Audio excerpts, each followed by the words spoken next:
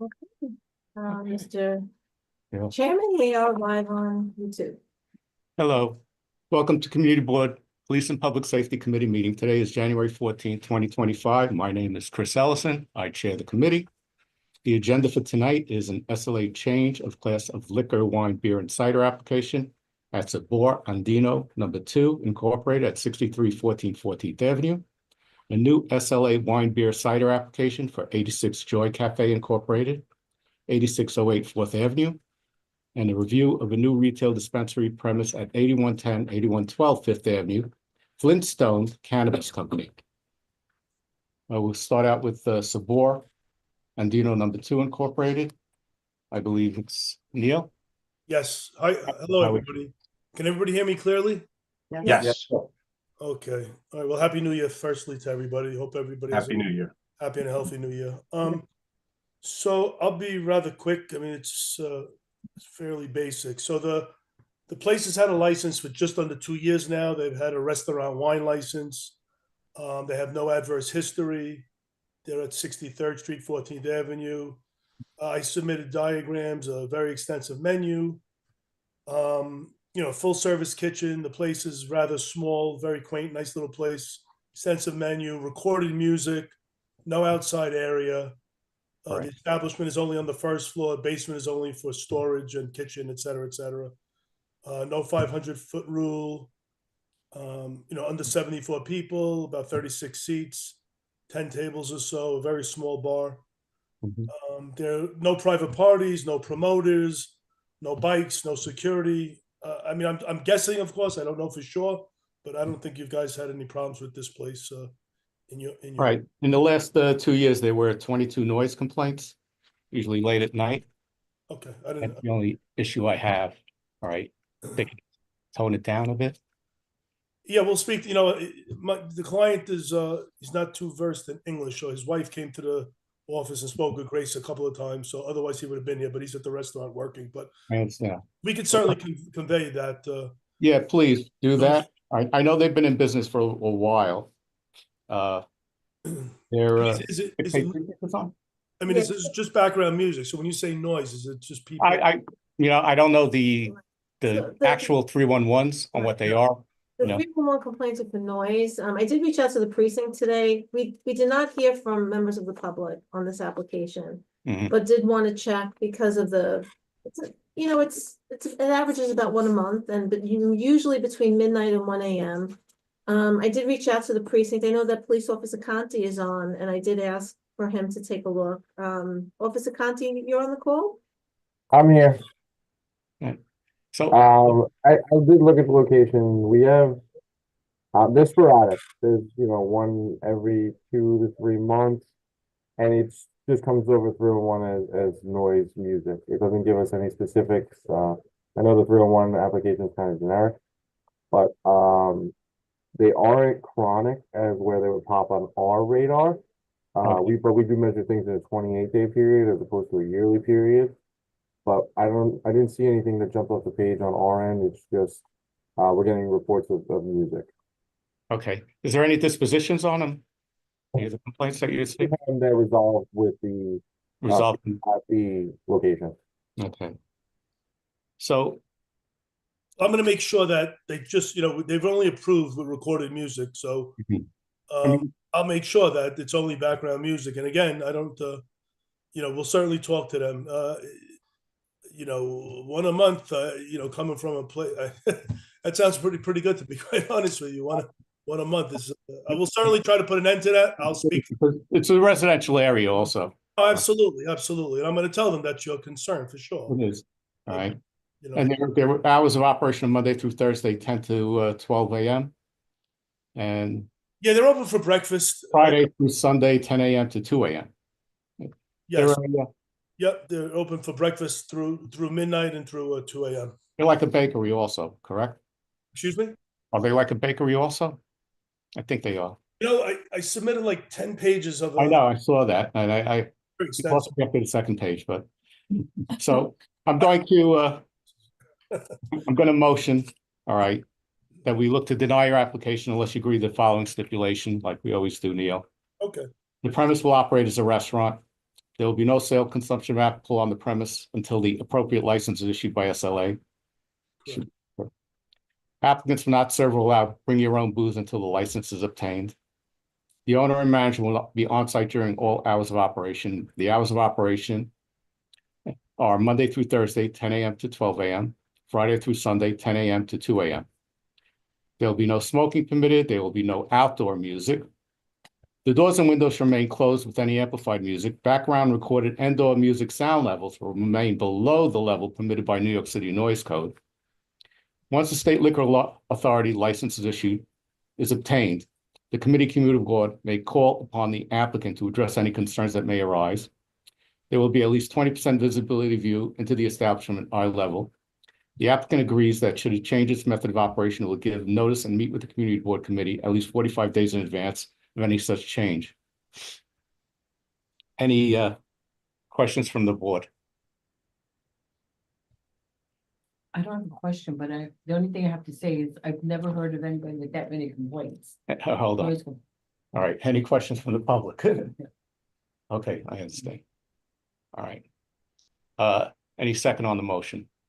Oh, wait, I want to make a comment on the Okay. motion. Am I out of order? No, go ahead. I'll take it. So what's gonna be different, vis-a-vis the noise? We're not writing anything in to our stipulation that acknowledges that they have this problem. It's not that they had it, they have it. It's an ongoing issue. And we have no reason to expect that it's going to change once they get this new license. Unless we perhaps build in a time to return or, we build in something. I mean, maybe we should encourage them to close earlier if they have their problems between 1 and 2 or 12 and 1, whatever it is. I mean, I'm just throwing out thoughts I understand. All right. that they're not here. So I know that their attorney is going to convey it, but I don't think it's the same as hearing something from us. Okay. May I add something? I just Go want- ahead, Neil. So, I mean, not to bore you with the details, but as a retired police lieutenant, I also know that 22 noise complaints, a lot of I'm not saying this is necessarily the case, but you may have somebody right upstairs, right next door, somebody a little disgruntled. It could actually come from maybe 1 or 2 people. Not that that diminishes anything, but we'll certainly convey that the doors have to stay shut. Volume very, very low. It was brought up at the meeting. I'll tell them that. And I'll tell them it's a huge concern of yours. I mean, that's the best I can do. But like I said, In the stipulation, I have your doors and windows should remain closed with any amplified music, background recorded, and/or music sound levels will remain below the level permitted by New York City Noise Code. I'll even tell them to get one of those noise meters if you'd like. Yeah, please. Okay. I appreciate that. And we do have a stip there to return if there's any issues, they can go Correct. back to the board. Yeah, we'll come right back with the translator. If necessary, no problem. I'll come back with them anytime. All right. Any other discussion? Barbara Bellucci has her hand raised. Barbara? Barbara, you're Barbara, muted. you're muted. Yeah, you got me now? You hear me now? Okay, maybe you should also, Neil, speak with the owners about them going out and getting the patrons who maybe, people always smoke in front of the store, and when closing time, ask them to move their guests on. I will. That's an active thing. When I was the assistant principal of school, dismissal time came. If somebody wasn't out there moving people out, they'll stay for hours. And that's probably the problem. People leave the bar, they have a cigarette or two, they kiss goodbye for 20 minutes. And that's a problem, especially at night, your voice travels. Yep, I'll absolutely try to tell him to keep. I mean, obviously he'll do as much as he can, but these are all concerns that I'm very familiar with, and I'll certainly tell them. Okay. Any other questions? Someone second that? Jonathan. So all those in favor? Opposed? Unanimous. All right, Neil, there's going to be a meeting, there's going to be a board meeting Monday, January 27th at the Knights of Columbus, 13th Avenue and 86th Street.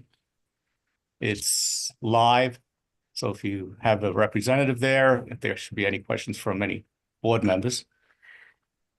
Okay, okay. Huh? So will I get a stipulation beforehand and then that will be subject to the full board? It's after, yeah, you could send it. You can send it, that's fine. You got it, Neil. I'll send it to Grace. Okay, all right, everybody. Thank you. Have a lovely night. All right, Neil, That's take it. care. Good night. Okay, next item on the agenda is 86 Joy Cafe Incorporated, 8608 Fourth Avenue. What is Sandra on? Yeah, she's, Hello, everyone. Happy New Year. Yeah. Nice to see you all again.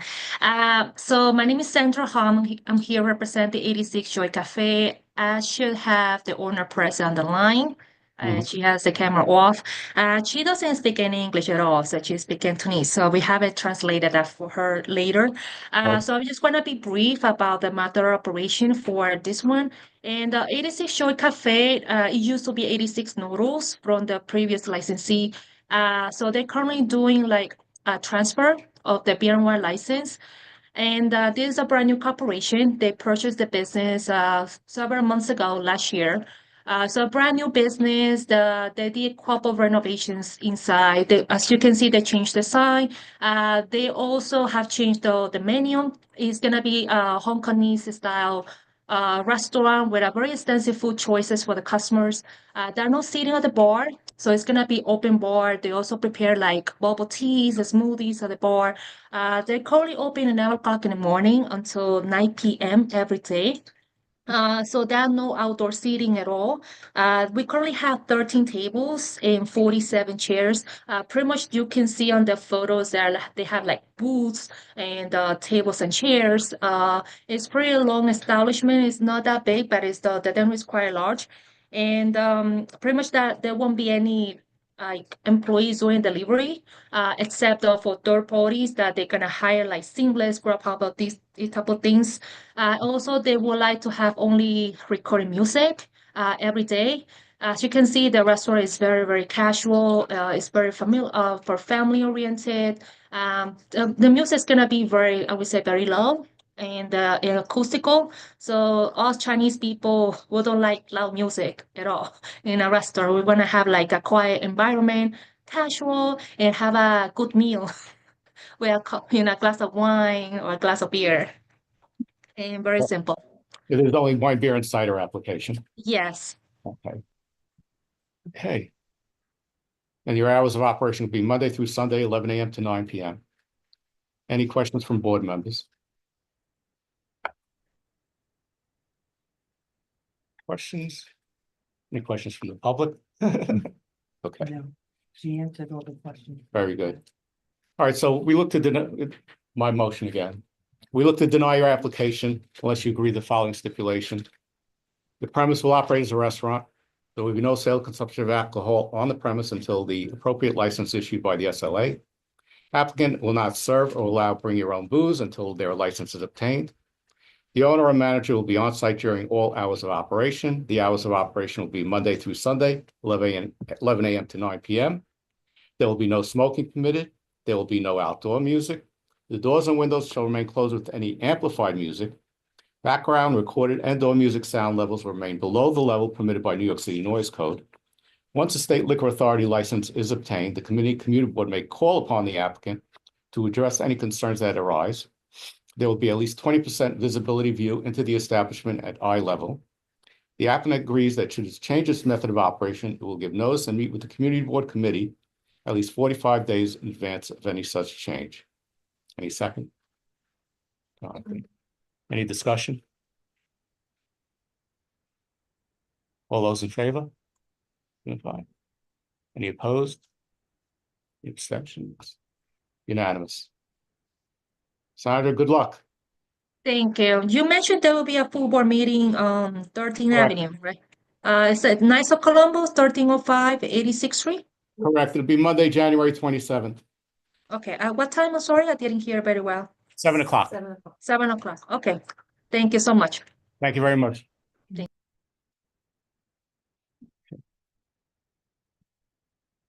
Next item on the agenda is Flintstones.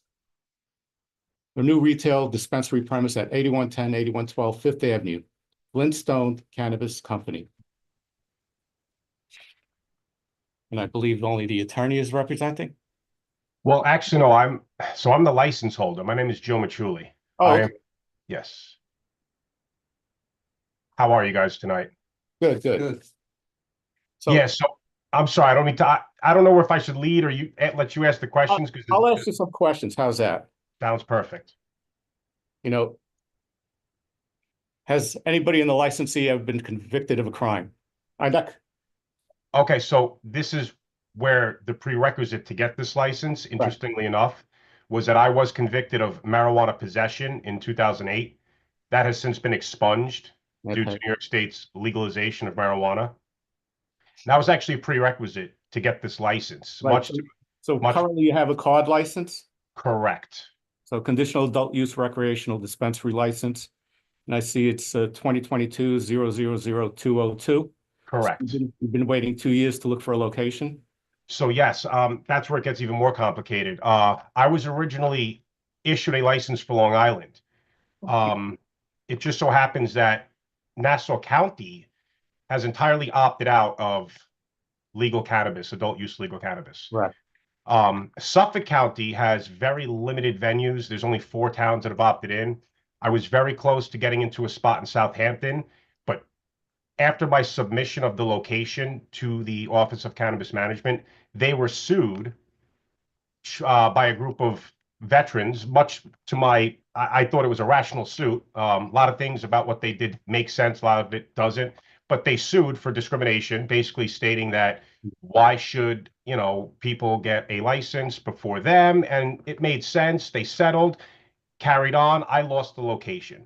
My search has since been very difficult. I had met Mike Flynn of Flintstone Yeah. in September. He is operating one of the most successful dispensaries in the state. He's in compliance with all rules and regulations. He's got some of the best attorneys and best consultants, former OCM, Office of Cannabis Management workers, helping him stay in compliance and stay up to date on everything. And he's looking to do a brand licensing deal where he is not my partner. He has no stake in the business, but much like if you were to open a McDonald's, they allow you to operate the business, but under certain. Is he franchising? No, he's not franchising, but I'm just using that as a They're only allowed to have comparison. 3 dispensaries, am I correct? I'm sorry? He's himself, they're only allowed to have 3 dispensaries under 1 license? Correct. All Yeah, right. so he's not going to be on my license. He's just going to help me with the branding and licensing. I'm sorry, the licensing of his brand so that I have a streamlined process and all the connections and network that he's been working 3 years to establish. And that's pretty much what the brand license allows me to do. I still operate the business fully unencumbered by him or anything that he does. Now, do you have to buy all the products through him? No, I do not, but he can suggest vendors to me. I buy the vendors. He does not sell anything. It's a non-vertically integrated system, unless you're a registered organization, meaning big pharma or one of the multi-state operators. But for someone such as myself, I have to buy my product from a processor. Okay. And then the processor gets it from a distributor. And then I'm the last person to receive it down the line. Cultivator gives it to the processor, who gives it to the distributor, who then gives it to me. So there's multi-layers. Nobody can control more than one layer or have an interest in more than one layer. So Mike has nothing to do with my obtaining of the product, other than that he has relationships with distributors and processors that will be beneficial to me. Okay. My other question is, who's Brian Bloom? It's Brain Bloom. So Right. that's yeah, I know it's a strange one. Don't ask me. I just wanted to be original, but it's not going to be the brand name. It's the LLC that I formed to obtain this license. And at one time I thought it was a catchy name for a dispensary, but I don't like it anymore. I looked at it real quick and I saw there was Brian Yeah, my accountant does it all the time. A lot of people do it all the time. I get a lot of mail to Brian Bloom, but it's not a person. It's actually Brain I'm looking Bloom. at your application now. It says Brain. Okay, my mistake. No, that's okay. Now, the lease, do you currently have a lease? Is it a conditional lease? It's a conditional lease upon a proximity protection. So in other words, a prerequisite for me to actually submit this location to the Office of Cannabis Management for their review is my notifying you of my intent to do so. It's kind of, I don't know if you're putting the cart before the horse, but my location or my application is now in a queue that Correct. But I- they will review when they can. I've been in contact with them to make sure they have everything they need from me, which they do. And if they need something from me, they'll issue me a deficiency and I'll send it to them immediately. But from what I understand and from what the research we've done, there should be no reason why the Office of Cannabis Management would not allow this location. It's not within any of the restricted setbacks of any of the places that, I would need to be away from. I'm far enough away from other pending dispensaries or operational dispensaries at the time. Now, the only thing that could, halt that is if somebody somehow gets proximity protection at a location before me, but the chances of that are very slim. So we're hoping that this all goes forward and the lease will be executed fully upon that stipulation. But we did have an architect and a contractor in on Monday to start. That's why I don't have a floor plan, because we haven't gotten there yet. We're going to be working on that right now. Now, I look to see that you're not going to have any deliveries, correct? No. And you do have use of the yard. What do you intend to use the yard for? I was discussing that with the landlord yesterday. They specifically told me that the landlord is very sensitive to his neighbors, which I'm aware of. It's a residential area above and beyond. So it's pretty much just most likely going to be used for a place for employees to step out and have a breath of fresh air. I've already established that it'll be a smoke-free zone. We're not going to be back there smoking. We're not going to be back there doing anything recreational other than maybe just getting a breath of fresh air. Maybe in the summertime with the landlord's approval, maybe 4th of July or Memorial Day, we could do a barbecue or something to that extent. But all that is just, if anything, to me, it's just bonus space. I wasn't even expecting to get a yard with any of the places that I was looking at. So, Now- we're gonna probably just try to keep it clean and tidy. Maybe a storage shed back there for something that we don't need to secure. That's really it, though. We want to just keep it open and clean. And you're not going to have any music, correct? So this is the thing. If we do have some sort of music, it'll just be low ambient contemporary music just within the store, not outside the store. We're not going to be playing. There'll be no outside speakers you won't hear any of the music outside. But yeah, we may have some just basic ambient music played at a very low volume. I'm not partial to walking into a store and not being able to hear the people trying to help you or someone else in the store. So that's not necessarily even going to Do you happen. plan But on hosting any events? I'm sorry. You plan on hosting any events? So this is the thing. Yes, I would like to host events that kind of promote the safe use of the product, because once again, this is a newly legal product in the state of New York. It's been legal in other states for some times, but there's a lot of misunderstandings and stigmas around marijuana use, and it can be used very responsibly and therapeutically. But of course, it has the risk of abuse when it gets in the hands of the wrong people, underage people specifically, which of course will have strict identification checks, security checkpoints. Nobody under 21 will be admitted at the store at any time. We'll have people surveying the front of the store, security out front, making sure nobody's smoking or consuming in front of the store as per the OCM's regulations, not just our discretion. It's part of the rules. And yeah, we want to just have educational events. We're not looking to host parties. We don't want to have, huge marijuana themed events if it's not based on education. Okay. We really want to just inform people how to use the products they may be buying. There's many forms of marijuana. There's edibles, there's tincture. Some of the most popular forms are non-smokable products. So, that's something that, believe it or not, those are the products that people need the most education on. New York State was very smart to limit the potency of the edible products, because as I'm sure you're all aware, there are some very potent illicit products on the market, highly overdosed, misdosed. Everything that we're going to have is going to be tested by the state's regulators, and it's going to be very low dose. So we just want to make sure that people understand what they're buying and how to use it. There's different types of marijuana for different, I guess you could say uses. The science of that is still a little cloudy, but that's why we're going to try to help make some sense of that with people. There's marijuana people can use if they need help sleeping. There's a marijuana strain for someone that maybe wants to feel a little bit more creative while they play an instrument. I mean, it's an interesting thing, and we're still learning about it, and we're going to look to educate people as we learn. We're all learning about it. Yes. Any questions from board members? Can I ask? No, first board members, then I'll get to the public. The hours, Um, did he mention the hours? Yeah, the hours are Monday through Sunday, 9 a.m. to 9 p.m. No. Edmonds has her hand Hi, up. Elizabeth. I just had a question about what the deal would be with Mr. Flynn, whether it will be, I didn't quite understand. Do you have a business arrangement? How exactly does that work? That's my first question. And then my other question is, would you be doing business as Brain Bloom or as Flintstone? No, okay, that's a very valid question. One that I was expecting. I will be doing business as Flintstone, and that's basically the number one benefit of doing the brand licensing deal with him, where he licenses his brand. He helps me with marketing, something I'm not very good with.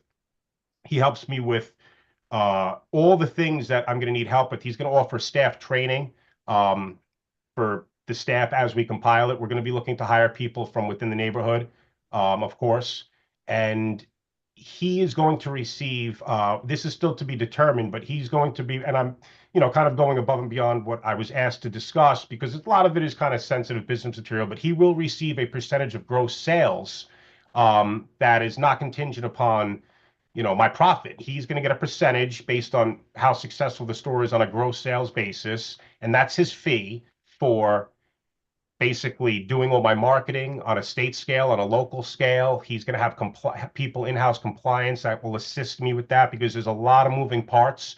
There's a lot of people that need to be in place that he has access to and that I will then have access to, rather than me have to start this bare bones from scratch and basically feel like I'm in charge of staffing my store, managing my store, making sure my inventory is in place, my security shows up. Like, I will 100%. I've overseen retail stores before. I've managed bars and restaurants. I've owned construction companies. I've done a lot in my 25-year work life.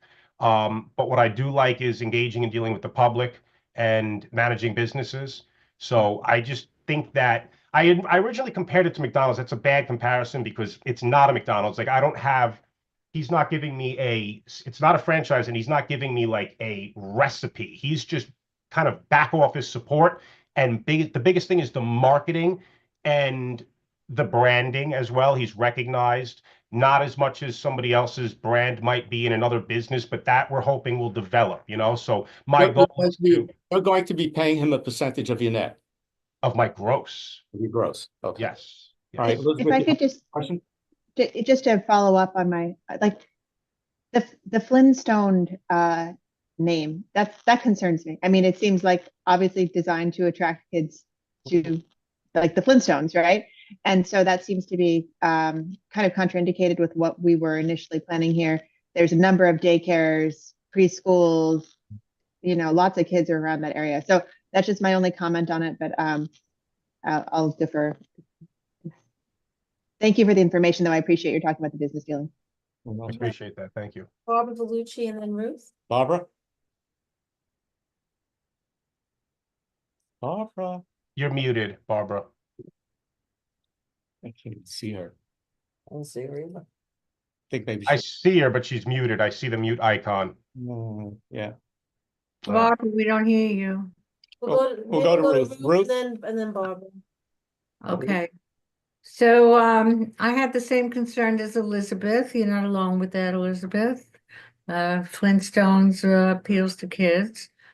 The other question I had is, Chris, you probably know the answer to this. What's the distance from Bambi, the daycare center on 81st Street? That I don't know. I didn't realize there was one there. I didn't There's either. a daycare center at 405 81st Street. Between 405 81st Street, so it's 401, 405, yeah. Oh, is it on Fifth Avenue? Yes. It's close to the Fourth Avenue. First Street between. Fourth On and 81st It's not Street. the same road. Yeah. Yeah, so it wouldn't be, it's not on the same road, it has to be on the same road. And the building has to be fully occupied by the school itself. Building's fully occupied. Okay. Yeah, but it's not on the Yeah. same road. Wait, It's on, Ruth is going, then I'll put you on. Oh, they're perpendicular. yeah, You sure? Okay. So it has to be a direct, it has to be on the same road. In other words, it has to be on Fifth Avenue. okay. Barbara, I guess she's in the hall Yeah, Barbara's gonna hold some questions in general board meeting. at the general board meeting. Um, Any other questions from board members? Sorry, Josephine, could you ring the bell for Jeff? oh, Or you want me to go get it? no. No, be careful of why. Okay.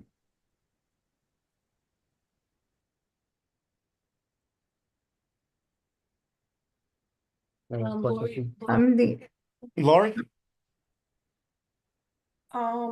So this is not particular to this applicant, but, you know, as all these applications keep rolling in, we're accumulating a number of dispensaries or proposed dispensaries,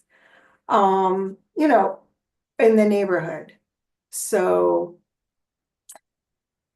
I always bring up the question of, do we keep track of it, and when, is there a limit? Is there ever, density, or is that just gonna be, determined by market forces?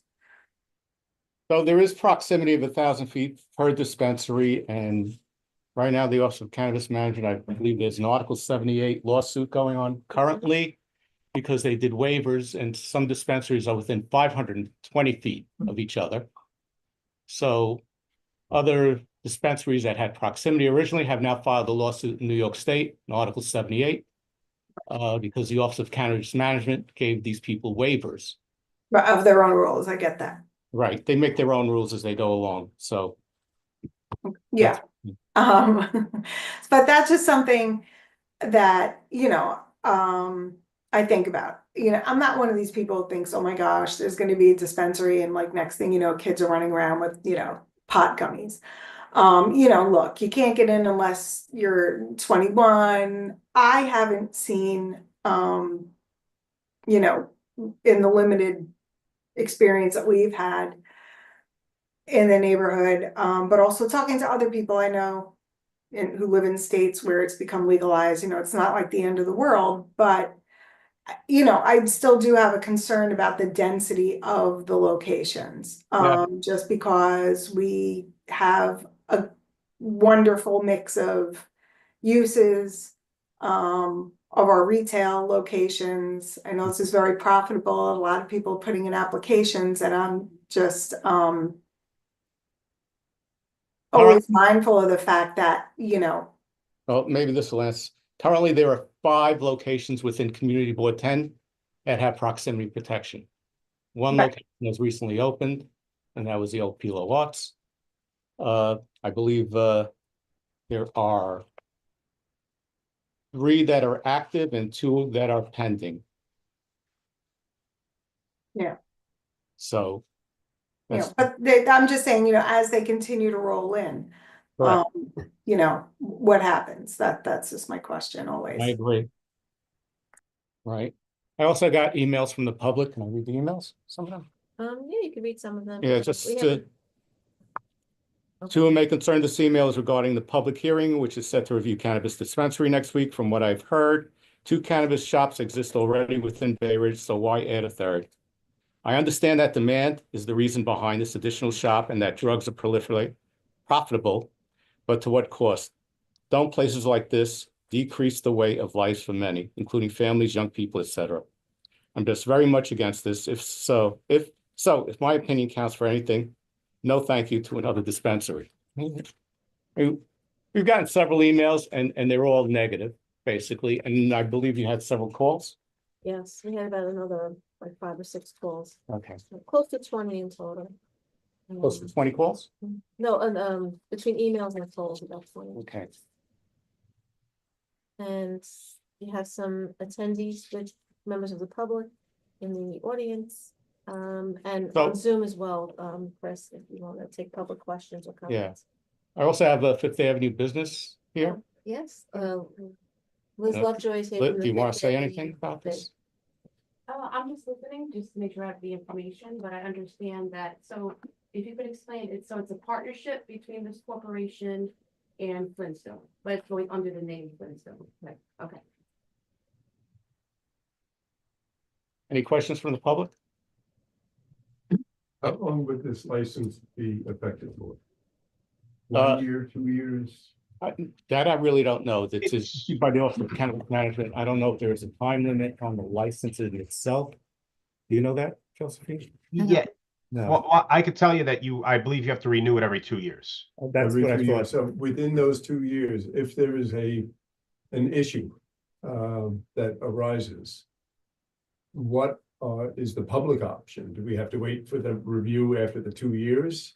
Or? Well, it's up to the Office of Cannabis Management. I mean, complaints can be filed with that office. Correct. Or the overseers that see the I operations. just remember the debacle with no quarters Okay, at the bar, and I didn't want that again. thank you. From what I understand, if you're just to add, if you're in violation or of the New York State Office of Cannabis Management's rules and regulations, I believe they can revoke your license or Right. suspend your license. Yes, I don't think that it's free reign for 2 years by any means, but from what I understand, I don't think people have been doing very well with abiding by the rules and regulations so far, and there haven't been any real issues.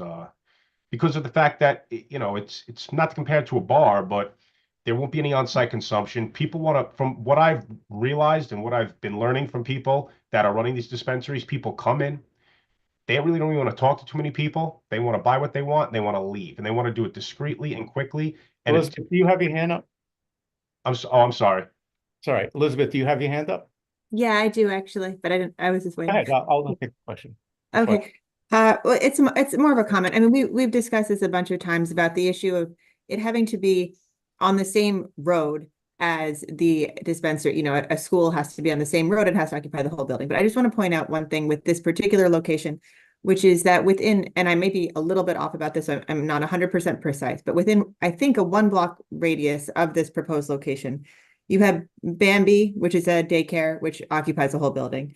You have Giggle Family Daycare, which doesn't occupy a whole building, but services a lot of the community. You have Our Savior's Lutheran Preschool, which does occupy a whole building, and the church there.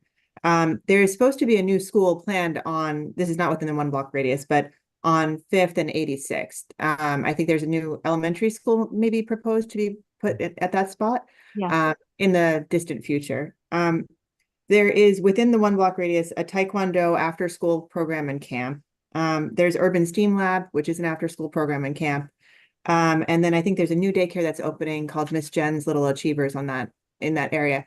And this is like a substantial radius of kid focused stuff, which is not to say that it necessarily needs to be a veto, but it is obviously a problem that just the fact that none of them exist on the same street and occupy the entire building somehow means that they should not be taken into consideration. And I don't want to beat a dead horse about this, but I keep bringing it up because I think it is a problem and it's something that we should be able to consider as a community.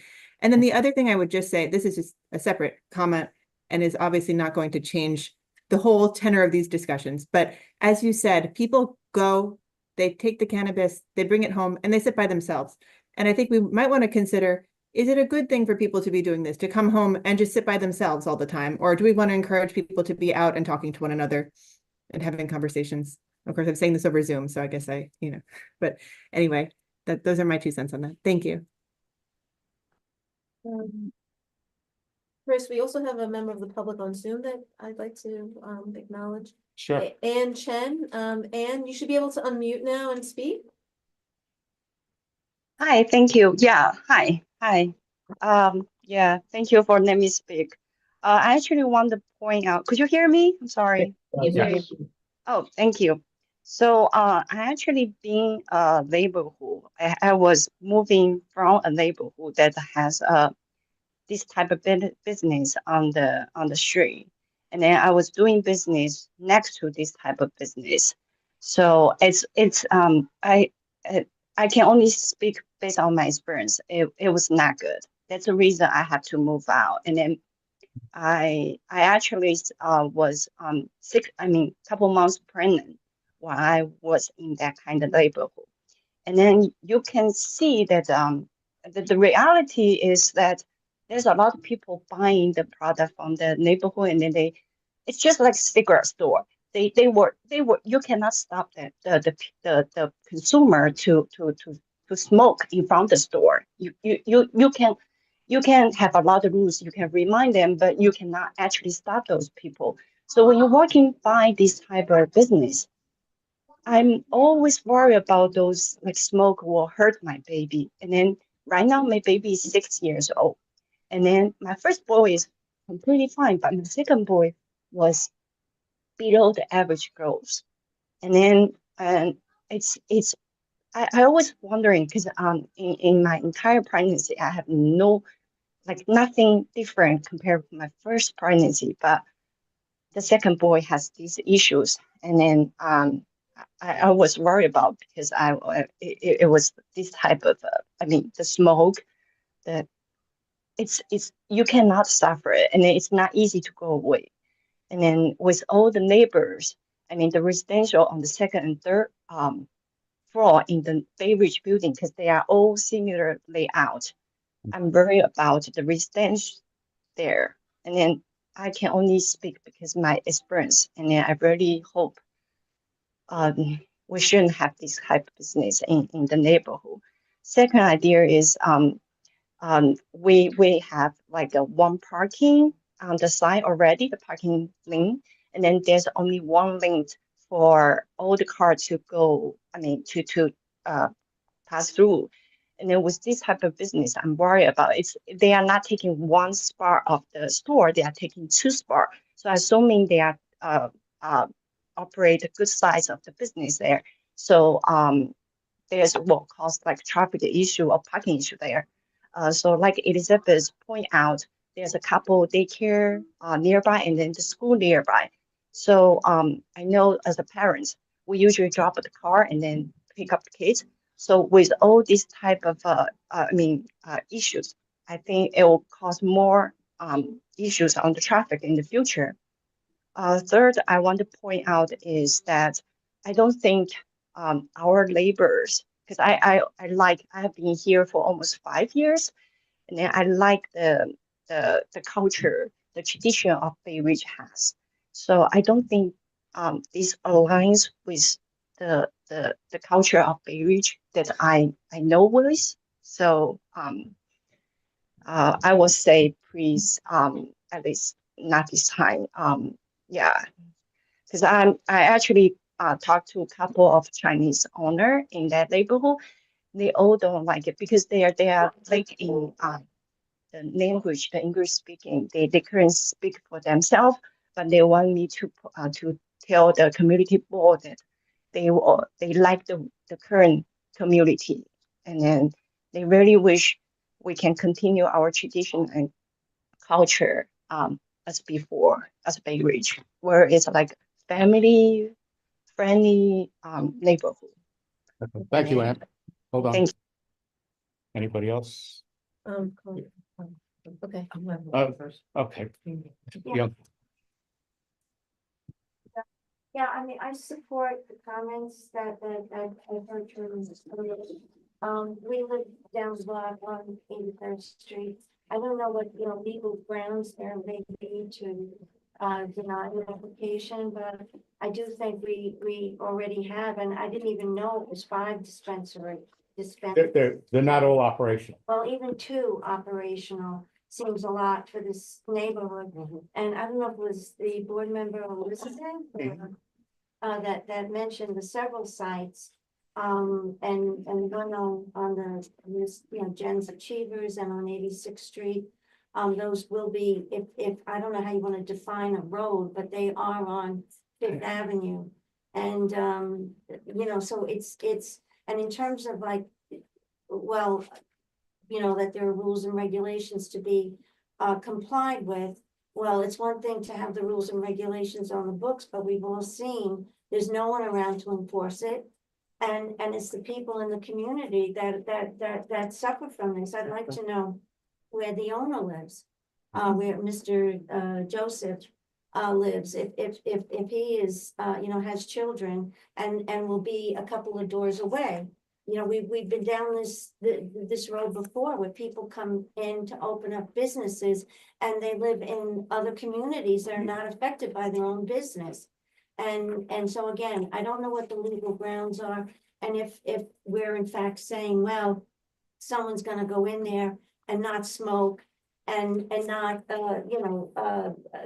come out, stoned. I mean, just the name itself is, is not a good indication. Yeah, exactly. So, I'm very much, I like to promote businesses in the community. I, support it, but this, I'm sorry to say, it's just not one of them. Okay, thank you.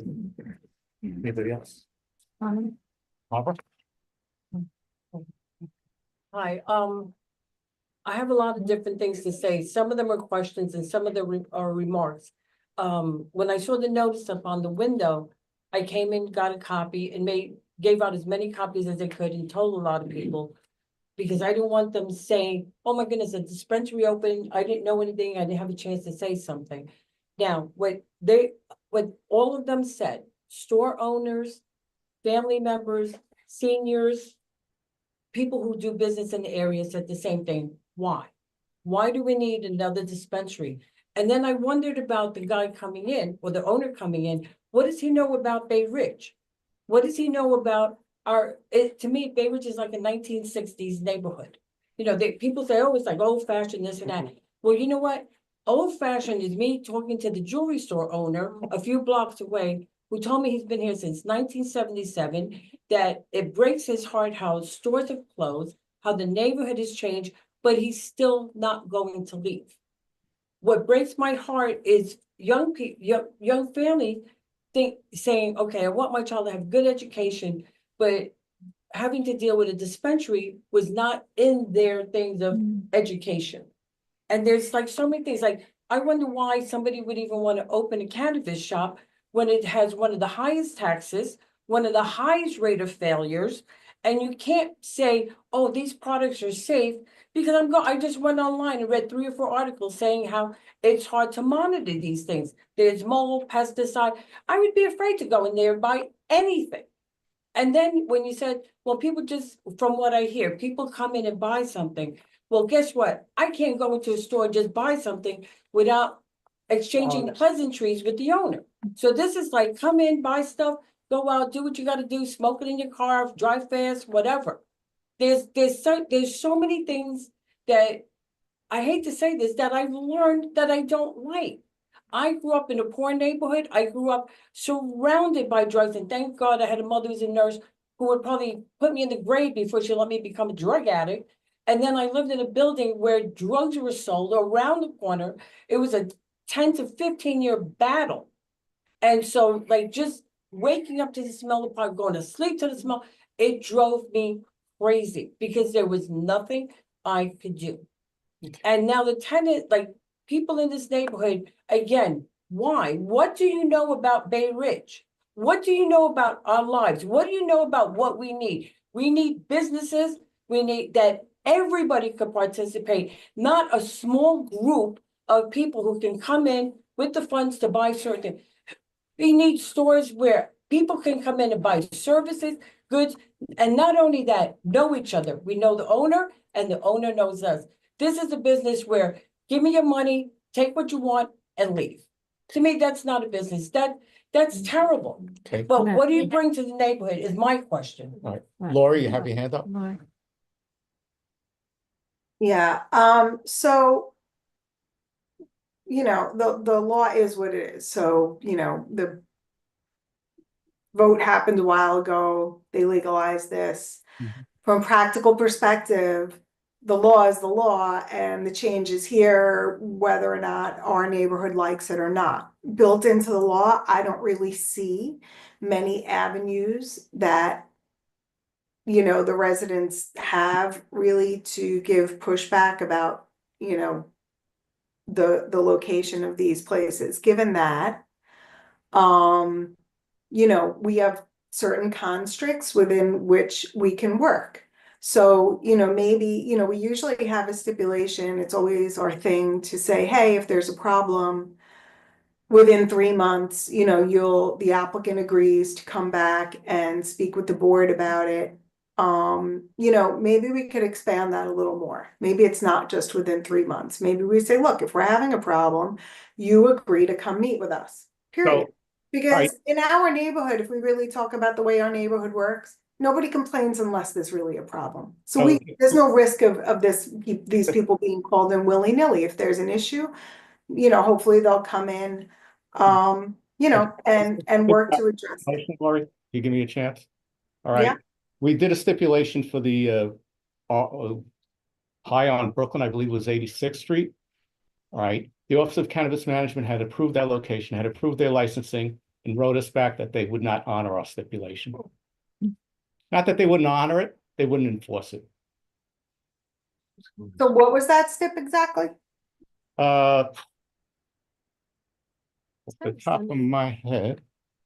You know, I mean, and not like to put you on the spot. I'm just thinking like maybe they felt that that stip was actually too overreaching of the applicant's rights. Where here it's sort of like a stip like, hey, you know, let's all be kumbaya and play nice. You know, maybe that would pass if we wrote it in. Who knows?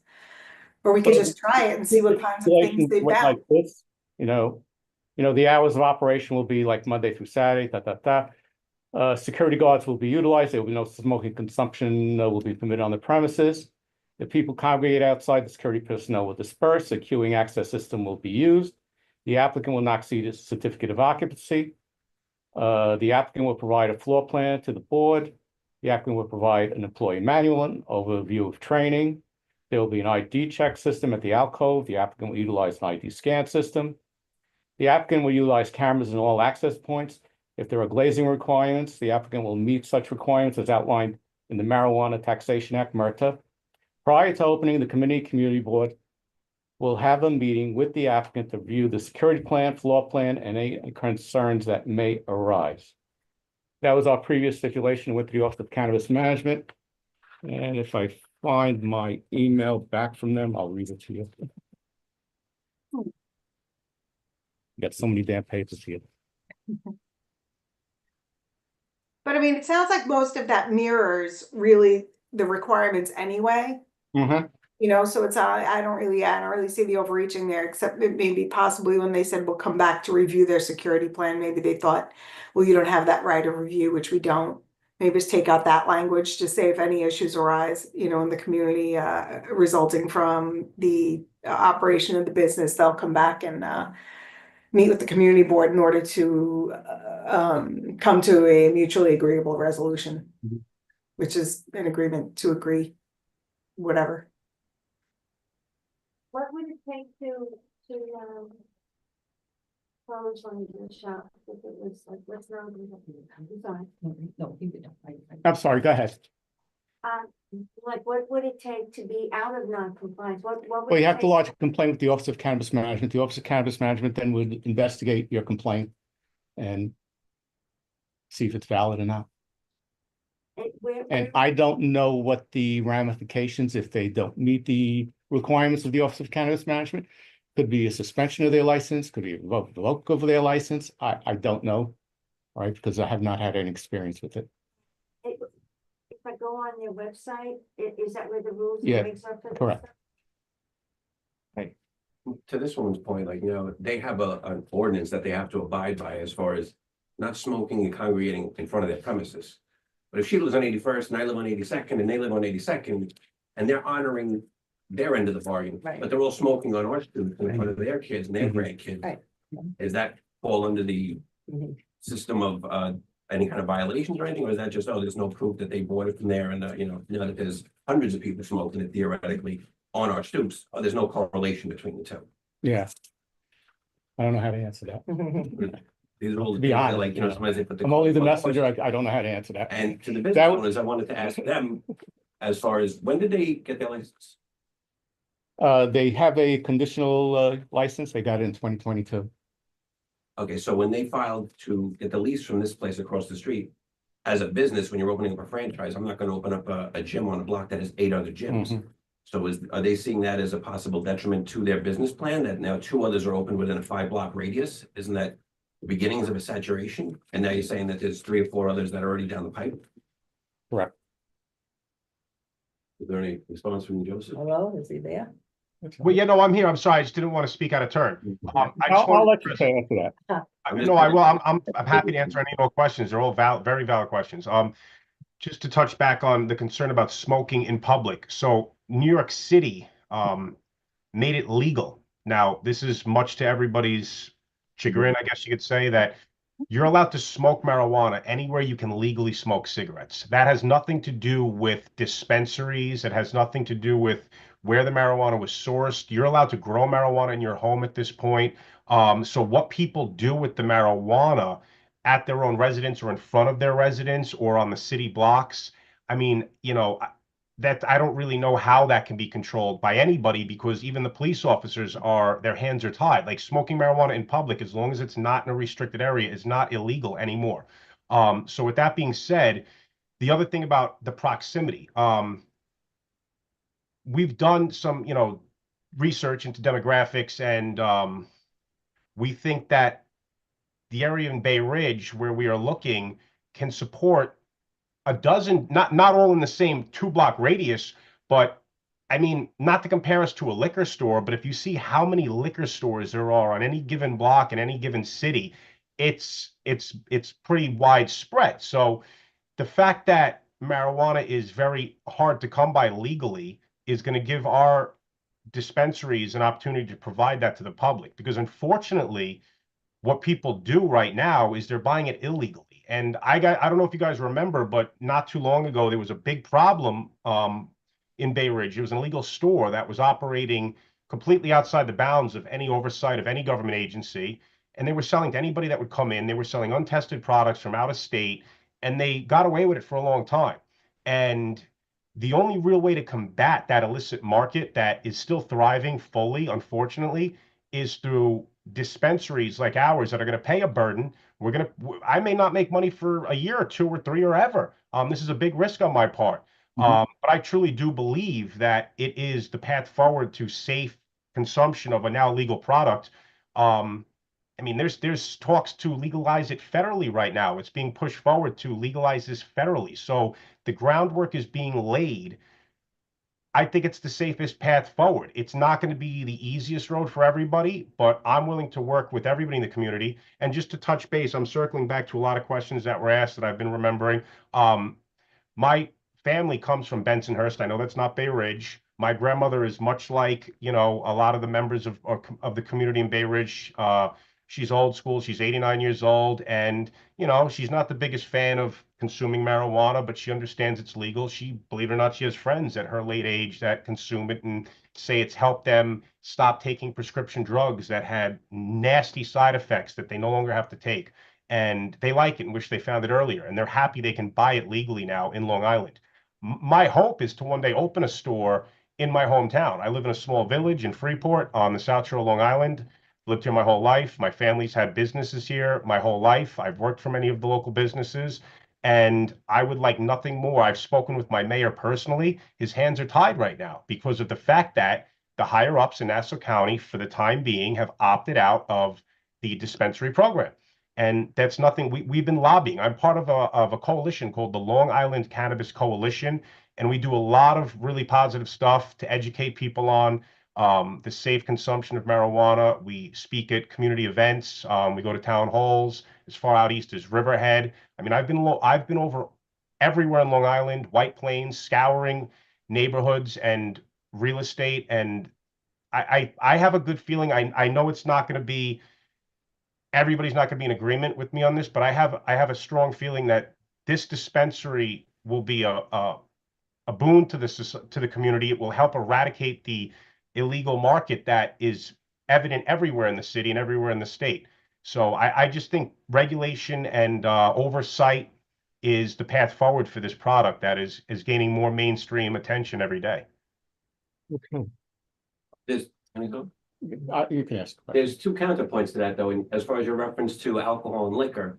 Somebody's with an open container, they get arrested in the street. If they're acting the fool and they're drunk on my stoop, I can call the police and have them removed or arrested for loitering or for whatever else. Somebody's smoking weed casually on this woman's stoop and she calls the police, they get up and walk away. There's no ramifications. Like you said, it's treated like a cigarette. So there is a direct cause and effect between proximity to the location and the actions taken thereafter. Mhm.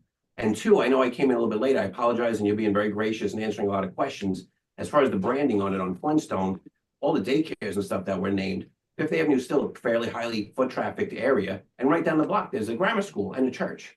So is the branding going to be like some insignia of Friend Flintstone smoking weed and getting high to motivate, as far as legalization and regulation and all that other stuff? There's also an initiative to get kids to try it. So is there anything as far as that goes? Would it be a good faith effort for you guys to have the branding of Flintstone, but maybe not name the ones near schools with a cartoon character or that kind of like, verbiage? This is a point that's been brought up in the past, and the owner's name is Mike Flynn, and it's a play on his name and the word stoned. It just so happens to also reference or be close to the sound of the older cartoon. In all honesty, I actually didn't even make the connection. Initially, once I saw it, I saw the loose connection, but there will be no indication of any cartoons of any type, no reference to the cartoon itself. If anything, it's almost an archaic cartoon.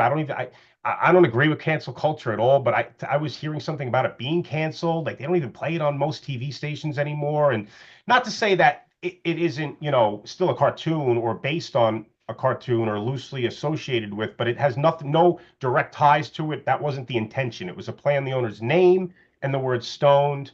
And if you look at some of his stores or his flagship store in Syracuse, you'll see why I chose to go with it. It's because it's very clean, it's sleek. To me, it reminds me more of like an Apple store or any other savvy tech store where you can't even, there's some insignias inside, but on the outside, there'll be no reference to marijuana itself. There'll be no pot leaves. There's going to be nothing to indicate other than the name representing the brand. There will be nothing to attract children or of a cartoon nature or anything to that extent that Elizabeth, you have a question?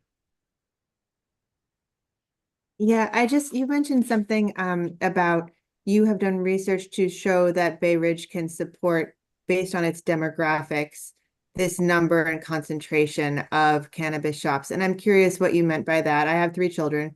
I know you're saying you're not targeting children, but at some point they're going to get older. I'm wondering which demographics in particular you're seeing as being able to support 5 cannabis shops in a neighborhood with 150,000 people. Thank you. It's the age range, and I don't have all the statistics in front of me, but Bay Ridge does tend to have not an older community, but there are, a large range of people between the ages of say 21 and 65, more so in the later end of that spectrum.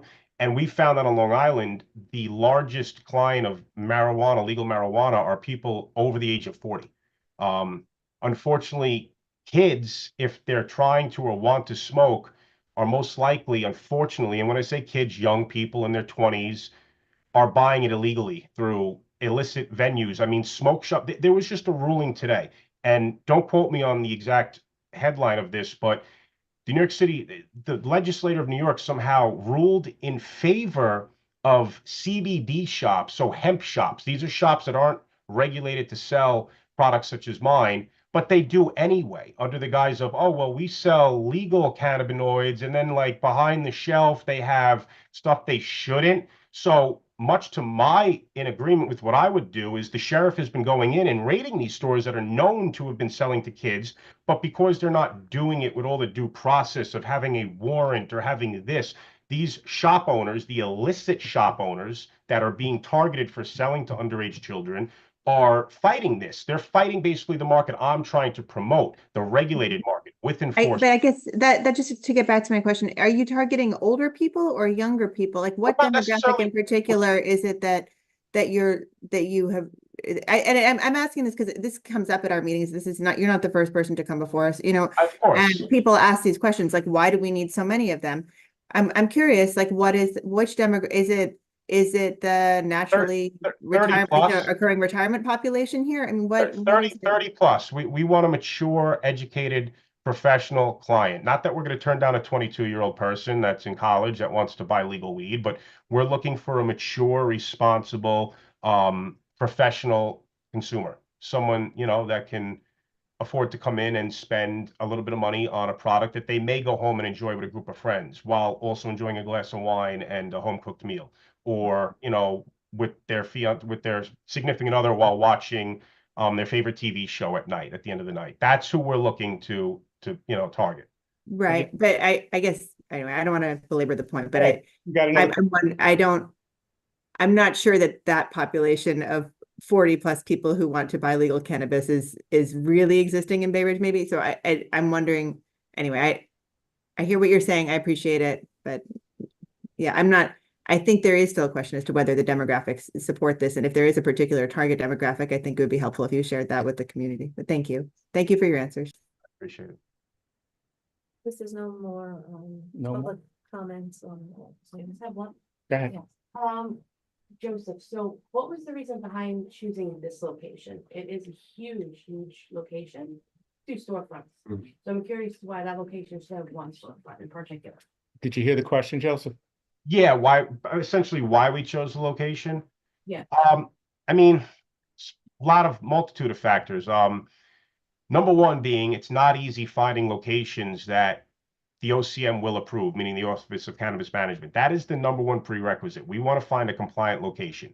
We also need to find a location where the landlord is willing to rent to us, which in this case he is. We also like to try to find a location that requires a minimal build out, minimal modification. This location was a bank, so it is ADA compliant, bathrooms in place. The structure is free of any defects and violations. Any violations that it may have are being cleared up currently, if there are any. And it's got good presence, it's got good store frontage, and overall, it's sometimes you just, like the way something feels and you can't really put it down on paper, but everything that I pretty much mentioned are all the actual tangible, rational reasons. It's a good deal. And once again, the landlord's willing to work with us, which is one of the hardest parts. Finding a landlord that has a viable location that is willing to kind of take the ride with us and see where it goes and entertain the idea and let us move forward with it. That's really it. It's not like we didn't say we want to be in Bay Ridge. That wasn't the number one. If you asked me a year ago if I was going to be in Bay Ridge, I would have said I have no idea and probably not, but it's not a bad place to be. If anything, I'm hoping it's going to be a very good place to be. I like the community. I've been there multiple times. It's not my first time being in Bay Ridge, and I think it's got a lot going for it, but key points being the viability of the location before I go off on more tangents. You don't mind me asking, when did you sign your lease? That was done over the last week. Okay. And prior to doing that, I know you sound like you did a lot of research and everything. Did it ever cross your mind to maybe canvass the surrounding area to get feedback from the local residents and constituents to see what their vibe would be? Because I'm looking at 50 years, just let me finish my thought process. Yeah, it's a cold night out tonight, but I've lived here, my family's been here over 50 years, 3 generations. And I talked to dozens of people in the last few days when I found out this meeting was taking place.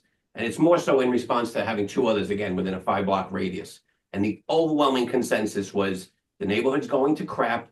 I don't want it, but I'm not going to go there because the horse is already out of the barn. This is a formality just to have people gripe and to have stuff on record, but it's not going to stop anything. It's already a done deal. So I'm talking about dozens of people that are from the 40-year-old range that you're targeting as your target audience, up to 70 and 80 years old.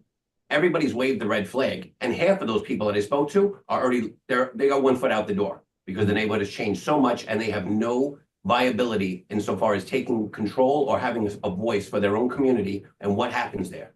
They're basically passive participants in what's blowing by them. So again, I wish you no ill will as an entrepreneur and a business owner or anything else, but I'm just giving you the feedback from somebody that's been here for 50 years, the general consensus of the neighborhood. And you've seen if you've watched any of the other prior community board meetings, the participants have dwindled because everybody it's just a monstrous level of waving apathy, waving the white flag. There was maybe 300 people for the first one. There was like 50 and now there's like a dozen. Again, I know it's a cold night out, but I spoke to dozens of people and everybody's like, all right, you know what am I gonna go down there for? To get stuff off my chest, to put it on record. And this thing's gonna be open in a couple of months and there'll probably be one open. You said it's 1,000-foot proximity. There'll probably be another one open up 1,001 feet away from you, 2 blocks down.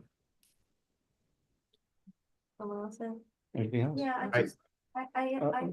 I'm sorry, go ahead. Go ahead, Yeah, please, no, just, quickly. you know, whatever, there's just so many things I feel like could go wrong. We've seen reports, out that's in the Midwest of gummies that, you know, for high school students that had, too much pot.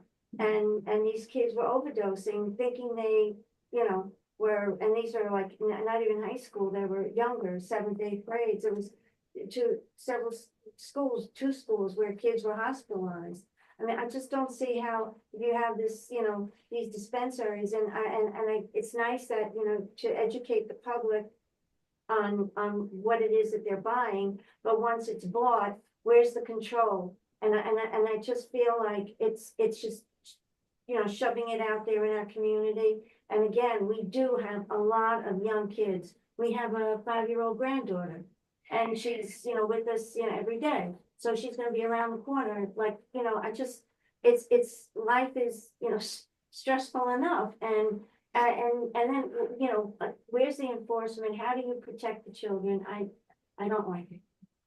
Okay. I don't wanna close the public. Yeah, so I like to make He a wants to motion. speak. Sorry? He raised his hand. Yeah, go ahead, Joseph. Joseph. Okay, so just to address, just before I forget, because I really do want to address all these concerns. I know they're not going to necessarily change your mind, but I hear you. Number one, we visited the location on 4 separate occasions before even really considering, entertaining a lease. On each occasion, varying times throughout the day, 11 p.m. was one day, 1 p.m. was another, 3 p.m. And then I think we went at around 6 or 7. And I was politely, not everybody was inclining me or entertaining me, but of the people that I was able to say, hey, how you doing? Can I ask you a quick question? I'd say about each day I got to about a dozen people, and I'd say on average 8 or 9 people were in full support of it. Yes, we did run into 1 or 2 people that voiced their displeasure, but I would say that of the walking traffic, the people walking, there seemed to be some support for it. There were some mixed opinions as to, similar to what's going on in this board, where it's like, look, it's here in the community, regardless of of there being legal shops or not. So we'd rather have a legal licensed store.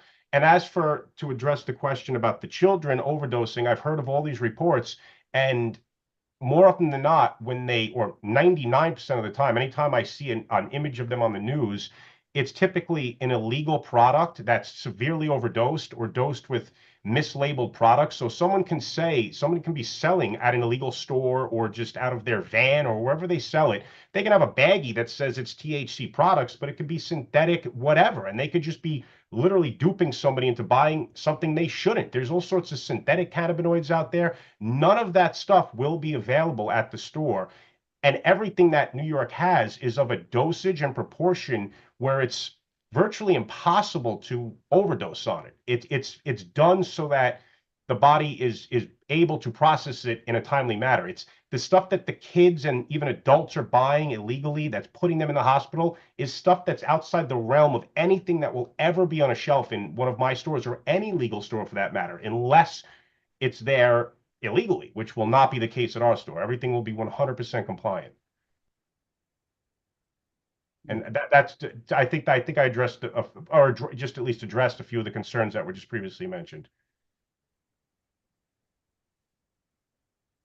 All right, anything else? Last one. When I retired, I thought this is gonna be great because the family below me that dealt drugs and smoked nonstop were gone. And I can't say how wonderful, how the last 6, 7 years have been without them. But it was torture coming home after an hour and a half on the train, 8 hours of work, coming home dead tired, and the family downstairs, not only would they be smoking, they would have their friends smoking. And that would mean I would have to leave my apartment sometimes and take a walk. You can't contain certain things. A lot of how you said it, it sounded great. And I'm like, wow, maybe I shouldn't be so old fashioned or whatever. But there's some things you can't contain. You can't stop somebody's buying something there and what they're gonna do with it, wherever they're gonna do it, at home, in the street, in the park, you don't know. And that's where a lot of our concern is. You can make the most beautiful store we have ever seen, but you cannot control what happens with your product the minute they step out the door. That is what our big concern is. That's my concern, because I lived it for so long, it drove me insane. No matter what I did, I couldn't stop them from what they were doing, because their pot smoke would rise throughout the whole building. That's one of the issues that I'm really sorry, but like I said, you don't know what's gonna happen with your product once people leave the store. Lori?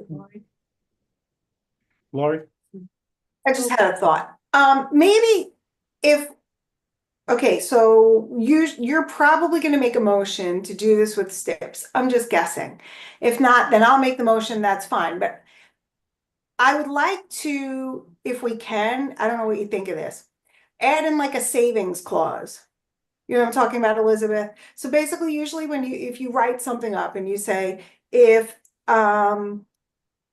any provision of this is not accepted by the Office of Cannabis Management, then, they can, if they deem to, not accept ACCEPT, accept such provision, that, the balance of the provisions be kept. Do you understand what I'm saying? So like, if, I don't know what was repugnant to them in the other list of It STIPs was that not we within their confidential purview to enforce it. Pardon? It was not within their purview to enforce it, But which one? All of them? all of them. But we're allowed to do STIPs. I don't get that. No, We're No. not allowed to do STIPs. I had it, but I didn't, I could try to. I misplaced it. I was gonna do a negative, But I'm saying we are allowed to do stipulations, right? Theoretically. In general. In a fair world. Right. the only thing that they give me as far as guidance was to give Yeah. negative or a positive opinion and list detailing why. Okay, so when they've done a positive, I'm saying they have approved certain stipulations before, yes?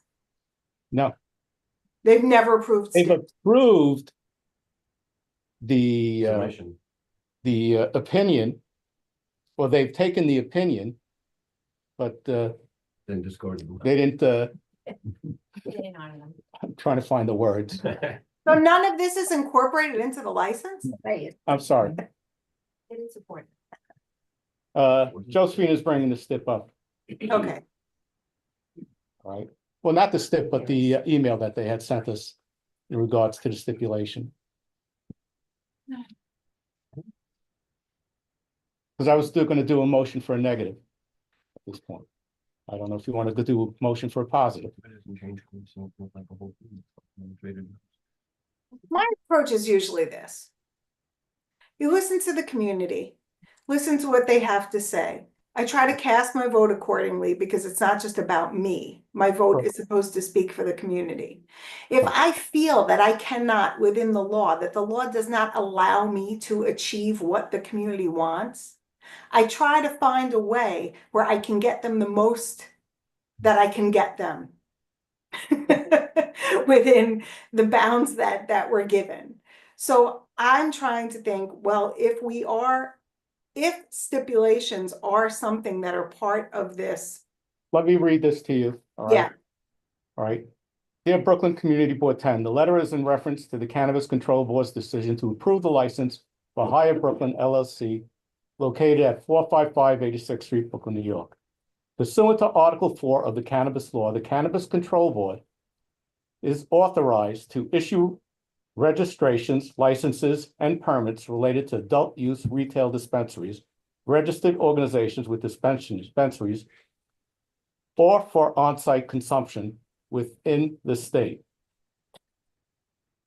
let me state, section 76, 4 of the cannabis law provides that when a city, town, or village within New York State municipality or community board within New York City Community Board expresses an opinion either for or against the board's issuance of the license authorizing retail cannabis sale within their geographical boundaries, the board shall respond in writing with an explanation as to how it's considered the opinion. Furthermore, Part 119 of Title IX of New York Code's Rules and Regulations prescribes the time frame of 30 days with the option to request 30-day additional days, and the municipal or community board may submit their opinion to the board. On or about 12/21/23, the board received an opinion from your office outlining concerns on the review and the issuance of a license of High in Brooklyn LLC, and the board is responding as follows. A stipulation was attached to the opinion executed and between your office and High in Brooklyn LLC. The board hereby acknowledges the stipulation, but please note that this letter does not represent that the board will monitor or enforce the stipulation or incorporate the terms of the stipulation that goes beyond the requirements and restrictions established in cannabis law and office regulations. After careful review and consideration of the opinion received from the community board and pursuant to with cannabis law and related regulations, a license was approved for High Brooklyn LLC, 455 86th Street. If you have any questions, etc., sincerely. That's interesting. So where does that leave us? They say they acknowledge it. They acknowledge it, but they won't enforce it. Yeah, Lori, We enforce it as a breach of contract? How does that work? Lori, I believe from the Anywho, past, it's just that, are they following the state guidelines? Are they so many feet from a school and things like that? As the crow flies, as he would say. Any other stipulations, we really have no jurisdiction over that, from what I remember, Josephine. And the question of no, do you have any read on where we are with this? Like, is stipulations just not part of this legal scheme as it was? I don't remember that at all from the other meetings. Very different. So the state agency for alcohol, the liquor authority does incorporate stipulations in the method of operation. This, from the response from Office of Cannabis Management and other decisions that have been made, they do not accept. They can acknowledge, but it will have no enforcement. Very different than the state liquor authority.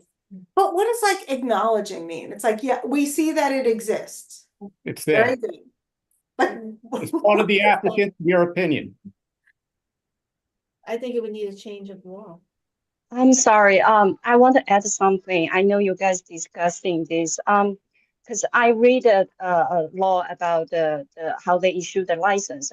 I think as a community board, we are part of the processing. They approve the license, but once we approve the license, it's only the New York State can revoke the license. We are out of control after that. Even we can adjust the issues, but like you on the paper that you just read. They acknowledge that, but we cannot do anything. And then they are allowed to not follow our suggestion or opinion to it. So my concern is that. And then compared to liquor license, it involved at least 50 years of law change enforcement, and then to be the current version of the law. Mm-hmm. And then for cannabis, it's brand new law enforcement. There's a lot of, I would say, any new law will need a place of time to improve itself. We don't know what's the problem will be after that. And then as a community, as a Bay Ridge, I don't think we can afford that kind of like a change or effect for all the business in the neighborhood. That's my opinion. I'm sorry. Yeah, so the Office of Cannabis Management has asked for our opinion. All right. We do not approve or disapprove licenses here.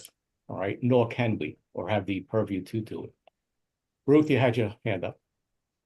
Yes, I just want to say that I think it's pretty clear where we stand, and I think that we should state our opinions in stipulations or whatever. I think a lot of times stipulations are just agreements between us and the owner. And also, I think it makes everybody feel better to know that we stated what we feel. That's my opinion, that we should proceed along those lines, and it's time for a motion. Just one question, Elizabeth, I wasn't at the last meeting, but you were so kind, and thank you very much for taking all that.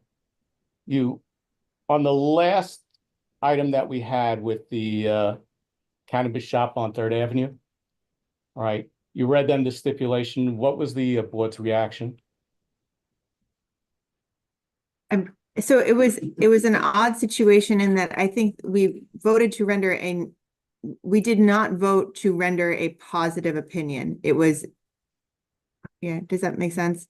We did not. Well, the committee did, but So the, so the. So it was sort of in a limbo, because that I asked if there was a motion to render a negative opinion, and there was not a motion for that. And so that was sort of set aside, but we did not have the votes for a positive opinion either. okay, We just sent the comments over, Chris. All the comments that were brought up at the meeting were forwarded to OCM because we have to comment, and we that's our role, is to provide a comment. So we submitted all of the comments that were presented at the board meeting Okay. without saying positive or negative opinion, just providing the feedback. so let me proceed. All right, and we can discuss it more.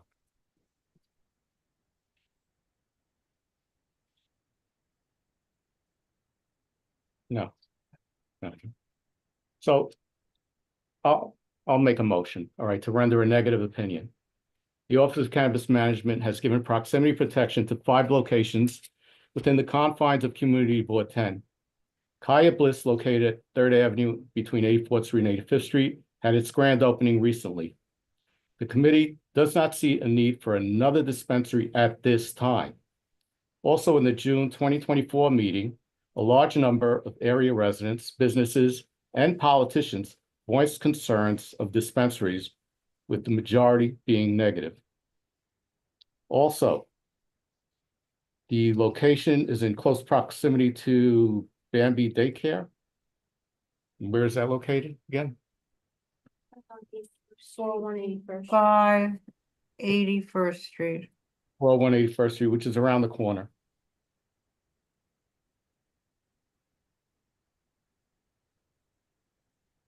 And that's the end of my motion.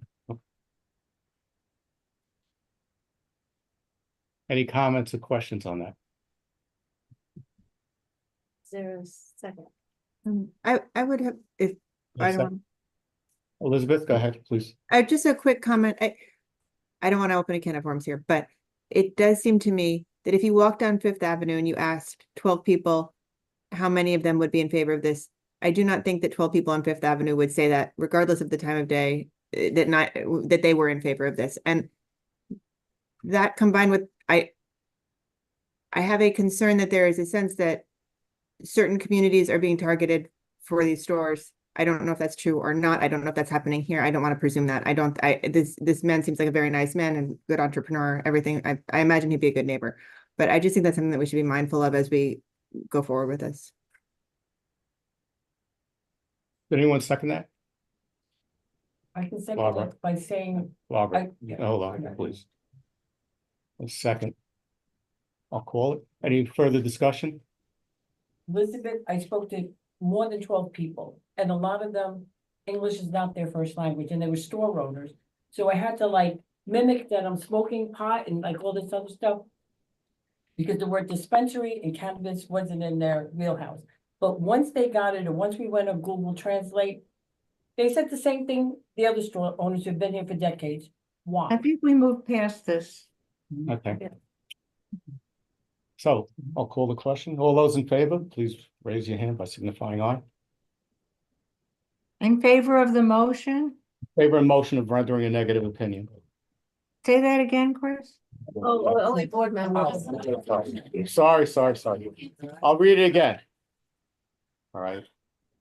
Motion is to render a negative opinion. The Office of Cannabis Management has given proximity protection to 5 locations within the confines of Community Board 10. Haya Bliss, located at 3rd Avenue and 84th Street and 85th Street, had its grand opening recently. The committee does not see a need for another dispensary at this time. Also, in June 2024, a meeting of a large number of area residents, businesses, and politicians voiced concerns of dispensaries, with the majority being negative.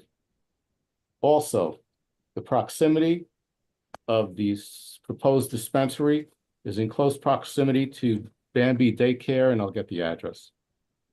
405 81st Street. I have 401. Okay, 405. 405.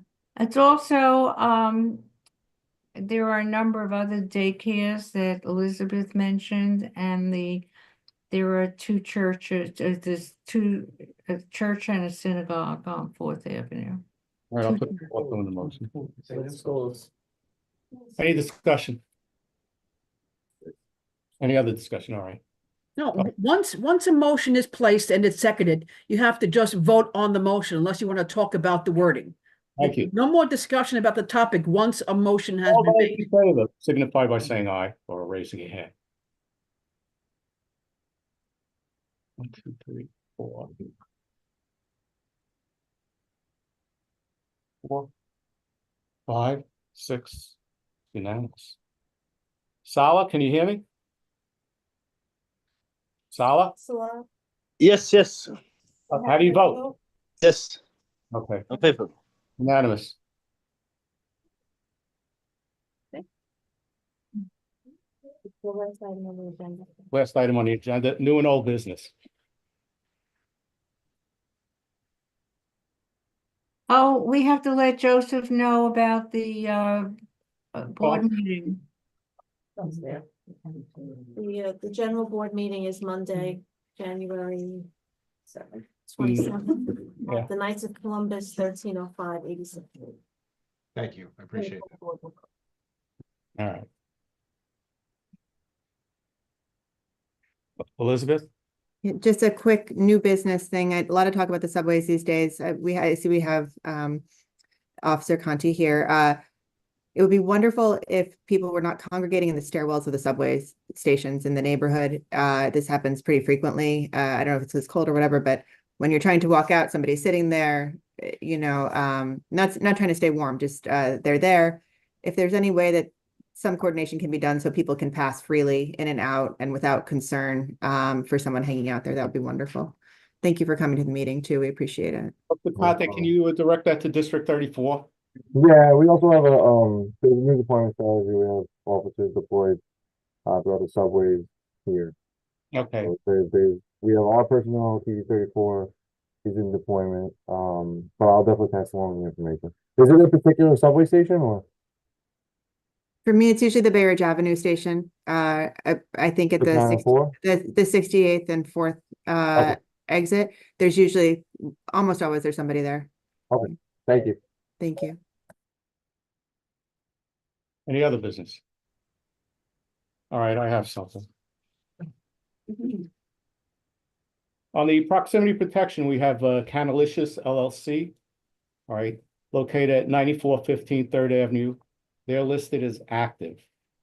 They did not send us a notice to municipalities and community boards.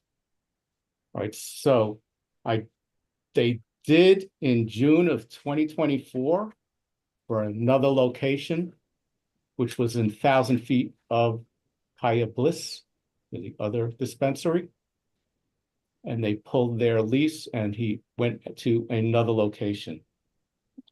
So he did not notify us of this, and I drafted a letter to the Office of Cannabis Management. And I just want to read it. See what you think. Community Board 10 Brooklyn would like to bring a failure of procedure.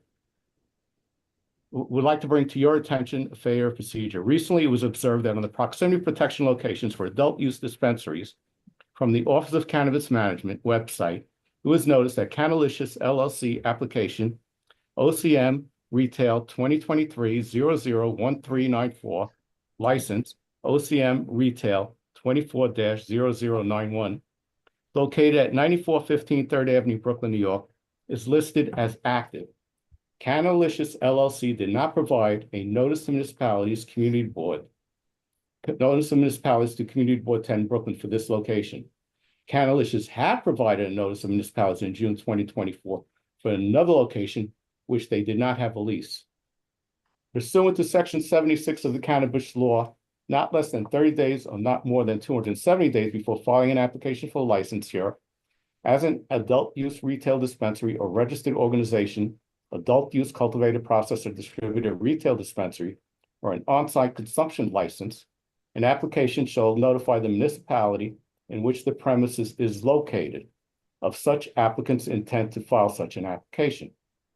Applications for micro businesses authorized to conduct retail sales of cannabis products, consumers must also complete this notification in the same manner as an applicant for an adult use retail dispensary license. Submitted for your information and review.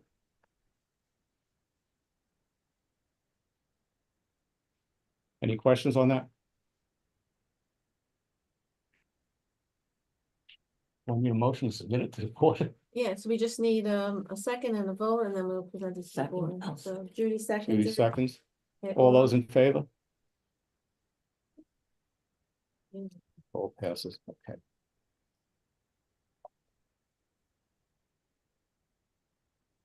Motion to adjourn. Laura, your motion to adjourn? She's deep Yeah. in thought. She's deep in thought. I can see it. All right, Thank you. Thank you, everyone. All right, thank you very much.